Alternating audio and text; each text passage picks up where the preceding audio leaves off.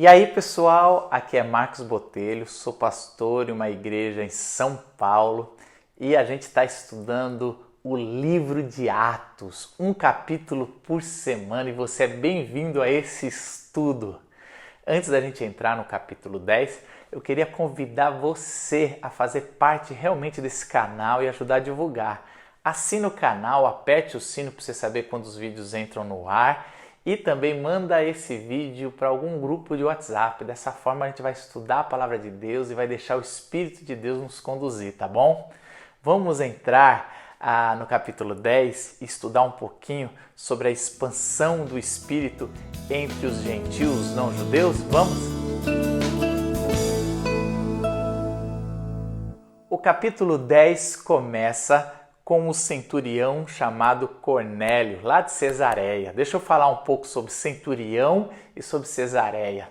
O centurião era um líder, um general, um comandante romano. Lucas fala que esse centurião ele era italiano. Então, desde as conquistas de Alexandre o Grande, eles não matavam os generais, os comandantes dos outros povos quando eram conquistados. Esses comandantes se convertiam e continuavam comandando, mas agora para Roma. Quando Lucas fala que esse centurião é italiano, ele está dizendo que esse comandante, ele é desde da raiz, ele nunca se converteu a Roma, ele é romano. Então esse cara é de um alto escalão de Roma, ele é um cara muito importante.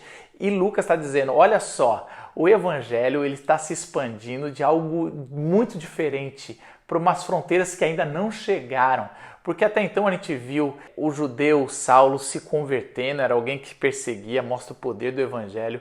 Mostra Felipe falando para um etíope eunuco, então alguém que não era da tradição, mas era um cara fiel. E ainda tem os samaritanos que, mesmo sendo odiados pelos judeus, você vê claramente que eles eram judeus e o evangelho era para eles, mas agora chegou um soldado romano, alguém que realmente era odiado pelos judeus. Cesareia era o lugar mais romano de todas as províncias. Lá era claro, em todos os lugares era bem claro quem era circunciso ou incircunciso, que era judeu ou gentil, era bem claro, eles não se misturavam, não comiam junto, não visitavam a casa um do outro, eles só viviam na mesma cidade, mas eram bem distintos, porque eles sabiam quem era que comandava, quem era o povo que mandava e quem era o povo que foi colonizado, que tinha que ficar quietinho, que eram os judeus. Os romanos eram bem claros lá. Em Cesareia, Deus decide se revelar para um comandante romano, e o anjo aparece para esse comandante toma um susto, assim como Saulo teve um susto quando Jesus apareceu, e esse comandante fala assim, olha, suas orações, sua piedade, as suas esmolas chegaram até Deus. Olha que interessante, porque aquele homem, mesmo sendo romano, ele tinha ouvido falar de Jeová, de Javé, de um Deus único, e começou a realmente se interessar e a procurar saber mais, e se tornou justo, se tornou um seguidor, mas faltava algo para ele, e aquele anjo fala assim, você vai para Jope, a 2 dias daqui, manda os seus soldados e manda trazer um cara que vai estar numa casa de um curtidor de couro, e esse homem se chama Pedro. Vai lá que ele tem uma palavra que precisa dar para você. Aquele soldado, como sabe que ordem dada é ordem cumprida, né? Ele, ao sair da visão, ele manda os seus soldados na hora e ver Pedro. Aí a história pula para Pedro. Pedro estava na hora do almoço e ele sobe para fazer suas orações, provavelmente uma das 3 orações que os judeus faziam no primeiro século. E ele estava na hora do almoço, estava com muita fome. E Deus dá uma visão, ele tem uma visão, ele entra em êxtase, Deus dá uma visão de comida, né?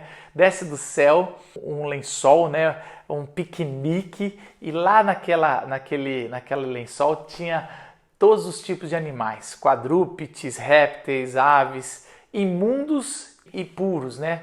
Aqui a gente precisa parar e entender um pouco os costumes do primeiro século dos judeus. Existiam as leis mosaicas, morais, e as cerimoniais. As cerimoniais era muito importante, o lado de comida, comer. O povo de Deus era um povo separado e ele se alimentava de forma separada. Então, para Pedro, esse homem já com idade, ele nunca tinha comido animais impuros. Aquilo para ele era algo que ele nunca tinha nem sequer tocado. E vem uma voz do céu e fala: Pedro, levanta, você está com fome, levanta, mate e come esses animais. Pedro pensa que é um teste de ortodoxia, né? um teste de fidelidade, e ele fala para a voz: Senhor, eu nunca comi animais impuros, eu nunca faria isso, eu nunca me misturaria, eu nunca me tornaria impuro também. E a voz vem do céu e fala: não fala que é impuro o que Deus tornou puro. E o texto diz que isso aconteceu 3 vezes. O que aconteceu 3 vezes com Pedro? Você tem que sempre trazer essas chaves hermenêuticas que o autor do texto traz. Isso é para ajudar a gente a entender. Pedro negou Jesus 3 vezes. Quando Jesus foi restaurar Pedro, ele fala 3 vezes: Pedro, tu me amas. E 3 vezes Pedro fala que ama, mas Jesus fala: então apacenta as minhas ovelhas. O que Pedro não sabia naquela época é que as ovelhas do Senhor não eram apenas os judeus, né? Os circuncisos, mas os incircuncisos, os gentios, os romanos, todos vão ser a ovelha de Deus. Isso é a grande revelação de Atos. Por 3 vezes Pedro é alertado que o que Deus transformou de puro, ele não pode considerar impuro.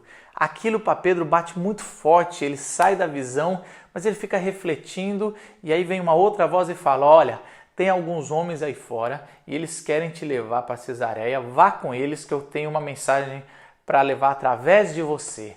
Pedro desce, encontra aqueles homens e parte por 2 dias até o centurião. Quando ele chega na casa do centurião, ele já avisa: olha, não é comum os judeus comerem e sentarem, se hospedarem na casa de gentios. Mas eu vim aqui porque Deus mandou. E quando Deus manda, a gente não pode dizer não, porque eu não posso falar que é impuro o que Deus transformou de puro. Olha que interessante, Pedro já veio pensando nos 2 dias sobre a revelação que Deus falou, e ele falou: tá bom, eu vou cumprir. Chegando lá, o centurião conta a história, né? Porque Pedro fala: por que você me trouxe aqui? E aí o centurião conta a história do anjo que revelou, que falou que era para buscar ele, e Pedro começa a pregar o evangelho. Pedro podia pensar: não, se Deus me trouxe aqui, se revelou para esse cara já é convertido, eu simplesmente vou batizar ele. Mas Pedro, ele entende que o evangelho tem que ser pregado a todos, isso era uma ordem de Deus. E Pedro começa a pregar o evangelho tintim por tintim, começa falando sobre o batismo, que era de João Batista, depois Jesus, que foi rejeitado pelos judeus, foi crucificado, mas o Pai o ressuscitou no 3º dia, e ele foi elevado aos céus e está agora julgando os vivos e os mortos. Essa é a mensagem que sempre está na boca de Pedro, dos apóstolos, que tem que estar na minha e na sua. Enquanto ele pregava, o Espírito de Deus veio sobre Cornélio e a família dele, e eles começaram a falar em línguas. Olha que interessante. Aqui é claramente Lucas mostrando, e o Espírito Santo mostrando, que o batismo que aconteceu em Atos 2, que a gente já estudou, aquele batismo de evangelização, o poder de Deus mostrando que é para todos os povos, até então em Atos 2 eles estavam interpretando que era para todos os judeus, né? Agora, quando há um batismo sobre gentios, pessoas que não têm tradição nenhuma judaica, pessoas que não são da aliança da circuncisão, eles veem aquilo lá, as pessoas que estavam com Pedro, o próprio Pedro, ele olha que eles ficam muito assustados, dizendo que olha só, a aliança que foi colocada sobre nós, a nova aliança do Espírito Santo, do poder do Espírito, que foi derramado sobre nós, também está sendo derramado a gentios, e não só a gentios romanos, a soldados, a pessoas que por décadas oprimiram o povo judeu, era o povo odiado. E aí Pedro fala: o que me faz não batizar essa família, né? E aí ele vai lá, batiza-os e fica hospedado por mais tempo na casa daquele centurião. Olha que interessante. Numa época de polarização que a gente vive no Brasil, esse texto vem diretamente ao meu e ao seu coração. Olha que poderoso. Um soldado romano é alguém que não tem a política dos cristãos, né? É alguém que realmente, se a gente está brigando aqui no Brasil por opinião política, pensa em Atos 10. Um comandante romano que estava acostumado a se prostrar para César, tanto que quando Pedro chega na casa dele, ele se prostra e Pedro fala: não, eu sou um homem igual a você. Ele estava acostumado a esse tipo de comando, de política, né? E ele realmente não ia mudar a sua opinião, ele era um general, ele estava lá para cuidar do controle social, dos impostos que eram cobrados aos judeus. Mas mesmo assim, Pedro entende que ele fazia parte da família. Não considere impuro aqueles que Deus transformou de puros. E divergências políticas, divergências culturais, divergências de opinião não são maiores do que o Espírito de Deus. E aqueles homens foram batizados no Espírito e encontraram salvação e o poder de Deus. E foram batizados por Pedro e a sua turma. Olha que poderoso isso. A gente vive em tempos que as pessoas estão considerando o outro irmão da igreja impuro porque tem uma opinião política diferente, porque tem costumes diferentes, sendo que desde Atos Deus está mostrando claramente que o poder do Evangelho é para todos que se arrependem e consideram que Cristo é o Filho de Deus. O que eu e você precisamos entender é que no capítulo 10 que fica claro que eu e você estamos inclusos na nova aliança. Porque no capítulo 2, quando desce o Espírito Santo, que é para todos, para toda a humanidade, eles ainda pensam que era só para os judeus, mas quando o Espírito desce sobre o centurião Cornélio e a sua família, mostra que todo gentio, que provavelmente você é, porque se você não é descendente de judeu e não segue as leis judaicas, você foi incluso nesse capítulo que é revelado que todos nós podemos ter acesso ao batismo do Espírito Santo, ao poder do Espírito Santo, à salvação do Espírito Santo. Isso é incrível, isso é maravilhoso, é a unidade, como o Evangelho está se expandindo. E Lucas vai mostrando claramente que não há barreiras para o Espírito de Deus e para essa expansão da igreja, da fé. Começa desde a morte de Estevão e vai se expandindo, saindo de Jerusalém, desde a perseguição, e agora vai chegando em Samaria, chega em Gaza, chega em Saulo e agora chega em Cesareia. Um lugar bem longe, mas que o Evangelho está chegando entre os gentios, e isso muda a cabeça do apóstolo Pedro. E não é fácil mudar a cabeça de alguém que está há anos, há décadas, um senhor que provavelmente deve ter os seus 50 anos, e a cabeça dele era clara que era só através da circuncisão, era pela graça, mas precisava do sinal da circuncisão. E agora pessoas incircuncisas, pessoas que nunca passaram por essa mutilação, agora são batizados no Espírito Santo. A nova circuncisão é do coração, como diz Paulo numa carta.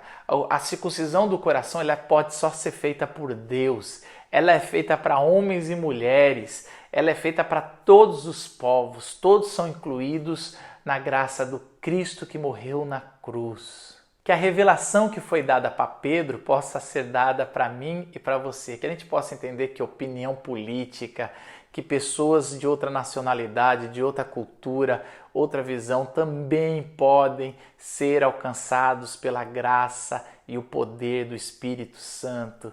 Que eles podem se converter e que para nós é dado a seguinte ordem: não considerem impuro quem Deus tornou puro. O ministério da reconciliação foi dado para nós para alcançar a todos, devemos pregar a todos, principalmente até mesmo aqueles que parecem ser nossos inimigos, aqueles soldados que parecem ir contra o nosso povo.